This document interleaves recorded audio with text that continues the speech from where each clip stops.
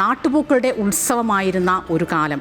അത്തം മുതൽ തിരുവോണം വരെ പൂക്കളം തീർക്കാൻ മലയാളികൾ തേടിയിരുന്നത് ഈ മുക്കുറ്റി, തുമ്പ, തുളസി, അങ്ങനെ ഒരു ചെമ്പരത്തി, അങ്ങനെ ഒരു നീണ്ട നിര തന്നെയാണ്. അതിന് ആ പൂക്കളം ഇടുന്നതിന് തന്നെ അതിൻ്റേതായ കണക്കുകളും കാര്യങ്ങളും ഒക്കെ ഉണ്ടായിരുന്ന ഒരു കാലം. അപ്പോൾ മലയാളി മറന്നു തുടങ്ങിയ ആ നാട്ടുപൂക്കൾ ഏതൊക്കെയെന്ന് ഒരുപക്ഷെ യുവതലമുറയ്ക്ക് എത്രത്തോളം അറിയാമെന്നറിയില്ല. നമുക്കെന്തായാലും അതുമായി ബന്ധപ്പെട്ട ആ റിപ്പോർട്ടൊന്ന് കാണാം.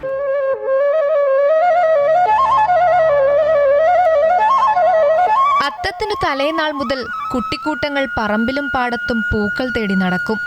വട്ടയില കൊണ്ട് കുമ്പിൾ കുത്തി അതിൽ ഓരോ തരം നാട്ടുപൂക്കളും ശേഖരിച്ച് ആർപ്പുവിളികളോടെ വീട്ടിലേക്ക് മടക്കും. തുമ്പപ്പൂക്കളായിരുന്നു ഓണപ്പൂക്കളത്തിലെ താരം. തൂവെള്ള നിറത്തിലുള്ള ചെറിയ ഇതളുകൾ മാത്രമുള്ള ഇത്തിരി കുഞ്ഞൻ പൂവ് അത്തം മുതലുള്ള 3 ദിവസങ്ങളിൽ പൂക്കളത്തിൽ വേണമെന്ന് നിർബന്ധമായിരുന്നു. ഞങ്ങളെ കുട്ടിക്കാലമൊക്കെ തുമ്പപ്പൂ പറിച്ചിട്ടാണ് ഞങ്ങൾ പൂവിട്ടിരുന്നത്. തുമ്പപ്പൂവ്, അരിപ്പൂവ്, മഞ്ഞപ്പൂവ്, കാക്കാപ്പൂവ്, ഓടപ്പൂവ് എല്ലാം പറിച്ചുകൊണ്ട് വന്നിട്ട് പൂവിടും. പറിക്കാൻ ഞങ്ങൾ കുട്ടികളൊക്കെ കൂടെ ഒന്നായിട്ടാണ് പോവുക.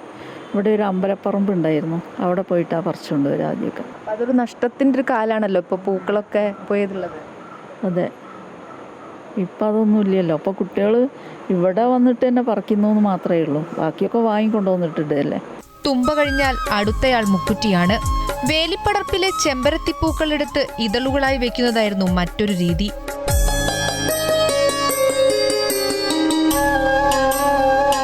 പല നിറത്തിലുള്ള ചെമ്പരത്തിപ്പൂക്കൾ പൂത്തറയിൽ വട്ടം നിറയ്ക്കും. ചിങ്ങമാസത്തിൽ വീട്ടുപരിസരത്ത് കുമ്പളവള്ളിയും മത്തൻവള്ളിയുമെല്ലാം പൂവിട്ട് നിൽക്കുന്ന സമയമാണ്. പൂക്കളത്തിന് മഞ്ഞ നിറം പകരാൻ ഈ പൂക്കളും ഒപ്പമുണ്ടാകും. പൂക്കളമൊരുക്കാനും ഓണത്തപ്പനെ അലങ്കരിക്കാനുമെല്ലാം കൃഷ്ണകിരീടമെന്ന ചുവന്ന പൂവും കൂട്ടത്തിലുണ്ടാകും. തുളസി, വയലോരത്തെ മഞ്ഞപ്പൂക്കൾ, നന്ദ്യാർവട്ടം, ശംഖുപുഷ്പം എന്നിവയെല്ലാം ഒരു കാലത്ത് മലയാളിയുടെ ഓണപ്പൂക്കളത്തെ മനോഹരമാക്കിയവയായിരുന്നു.